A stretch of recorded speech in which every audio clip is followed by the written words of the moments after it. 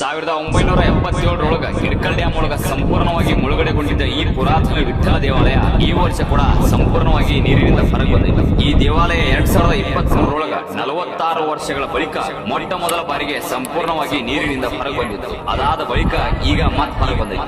1977 ಘಟಪ್ರಭಾ ನದಿಗೆ ಅಡ್ಡಲಾಗಿ ರಾಜ ಲಖಮನ್ ಗೌಡ ಅಣೆಕಟ್ಟು ಅಂದ್ರ ಹಿಡ್ಕಲ್ ಡ್ಯಾಮ್ ನಿರ್ಮಾಣ ಆಗ್ತಿದೆ. ಆಗ ಅಲ್ಲಿನ 22 ಹಳ್ಳಿಗಳ ಸರಿಸುಮಾರು 19,500 ಎಕರೆ ಫಲವತ್ತಾದ ಭೂಮಿ, ಸಾವಿರಾರು ಮನೆಗಳು, ಶಾಲೆಗಳು, ಪುರಾತನವಾದ ದೇವಾಲಯಗಳೆಲ್ಲೂ ನೀರು ಪಾಲಾಗ್ತವೆ. ಅದರೊಳಗ ಈ ಹುನ್ನೂರಿನ ವಿಠ್ಠಲ ದೇವಾಲಯ ಕೂಡ ಒಂದು. ಈ ಹುನ್ನೂರ್ ಅನ್ನೋ ಊರು ಮೊದಲು ಈ ಗುಡಿ ಬಾಜುಕೈತಂದ್ರಿ. ಡ್ಯಾಮ್ ಒಳಗ ಸಂಪೂರ್ಣವಾಗಿ ಮುಳುಗಡೆ ಆದ ನಂತರ ಅದನ್ನ ಪುನರ್ವಸತಿ ಕೇಂದ್ರವನ್ನ ಹಾಕಿಸಿ ಹೊಳ್ಳಿ ಮ್ಯಾಲ್ ನಿರ್ಮಾಣ ಮಾಡ್ಯಾರ. ಇದರ ಕೂಡ ಆ ಸಮಯಕ್ಕೆ ಸರ್ಕಾರ 24 ಪುನರ್ವಸತಿ ಕೇಂದ್ರಗಳನ್ನ ನಿರ್ಮಾಣ ಮಾಡಿತ್ತು. ಇನ್ನ ಈ ದೇವಸ್ಥಾನದ ಇತಿಹಾಸದ ಕಡೆ ಬಂದ್ರ 1928 ಇಲ್ಲಿನ ಸ್ಥಳೀಯ ಆಡಳಿತ ಅಧಿಕಾರಿಗಳಿಂದ, ನುರಿತ ಪ್ರಾದೇಶಿಕ ಕುಶಲಕರ್ಮಿಗಳಿಂದ ಸಾಂಪ್ರದಾಯಿಕ ಕಪ್ಪು ಕಲ್ಲು ಹಾಗೂ ಸುಣ್ಣದ ಕಲ್ಲುಗಳನ್ನ ಬಳಸಿ ಹೇಮಾಡ್ಪಂಥಿ ಶೈಲಿ ಒಳಗೆ ಅಂದ್ರೆ ಇಂಟರ್ಲಾಕಿಂಗ್ ಸಿಸ್ಟಮ್ ಒಳಗ ಈ ದೇವಸ್ಥಾನವನ್ನ ಕಟ್ಸಾಕ ಶುರು ಮಾಡಿದ್ರು.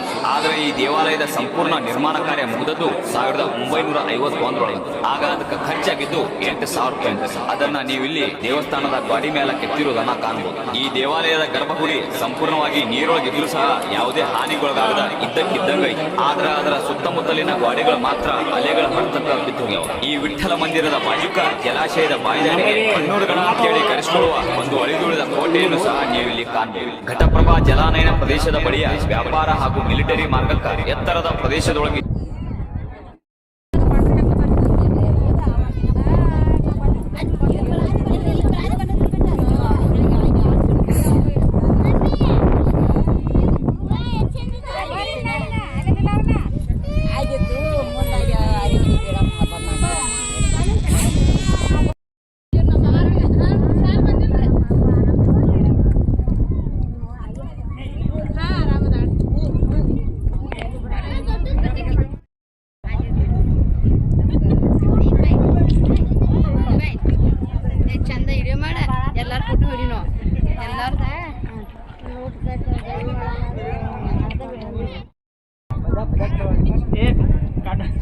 ಕೈಟ್